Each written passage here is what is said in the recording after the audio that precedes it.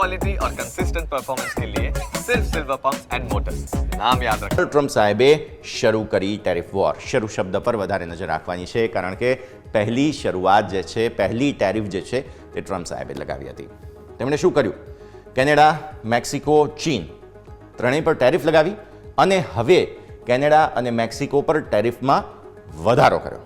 કઈ રીતે એ સમજો તમે ખાસ. કેનેડા અને મેક્સિકો પર પહેલાં એમણે 10%નો ટેરિફ લગાવ્યો હતો. તમને હું નેક્સ્ટ ખાસ અહીંયાથી ખાસ ડિટેલ આપું. પહેલાં શરૂઆત થઈ ત્યારે કેનેડા અને મેક્સિકો પર તેમણે જે છે તે 10% ટેરિફ લગાવ્યો હતો, પણ જવાબમાં કેનેડા અને મેક્સિકોએ 25% ટેક્સ લગાવી દીધો અમેરિકા પર. એટલે હવે ટ્રમ્પ સાહેબે પણ કેનેડા અને મેક્સિકો બંને પર 25% ટેક્સ લગાવી દીધો છે, ટેરિફ જેને કહેવામાં આવે છે તે. આ પહેલાં ટ્રમ્પ સાહેબે 10% ટેરિફ લગાવ્યો હતો, પણ હવે 10% ટેરિફનો જવાબ કેનેડા અને મેક્સિકોએ 25%ના ટેરિફથી આપ્યો. તો હવે જવાબમાં ટ્રમ્પ સાહેબ પણ કહે છે કે તમે 25% લગાવશો તો અમે પણ 25% લગાવીશું.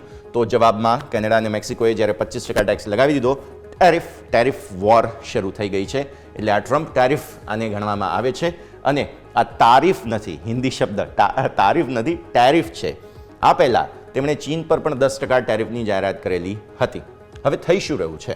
થઈ રહ્યું છે કે 4 ફેબ્રુઆરીથી નવા 25% વધારાવાળા ટેરિફ જે છે તે આ બધા જ દેશો પર લાગુ પડી જશે. અસર કેટલી પડશે? અમેરિકાનું જે કુલ ઇમ્પોર્ટ છે તે કુલ ઇમ્પોર્ટમાં 40% બધું મળીને આ 3 દેશોનો હિસ્સો છે, કેનેડા, મેક્સિકો અને ચાઇના.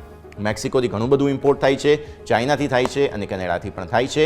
હવે આ જે ટેરિફની જાહેરાત થઈ તે બાદ અમેરિકન ફ્યુચર્સમાં, જે મેં તમને હમણાં બતાવ્યું, યુએસ ડાઉ ફ્યુચર્સ, નાસ્ડેક ફ્યુચર્સ, બધામાં મોટી મોટી મંદી તમને અહીંયાથી જોવા મળી રહી છે. અને એ મંદી આ કારણોસર આવી છે, કારણ કે ટેરિફની જાહેરાત ટ્રમ્પ સાહેબે કરી.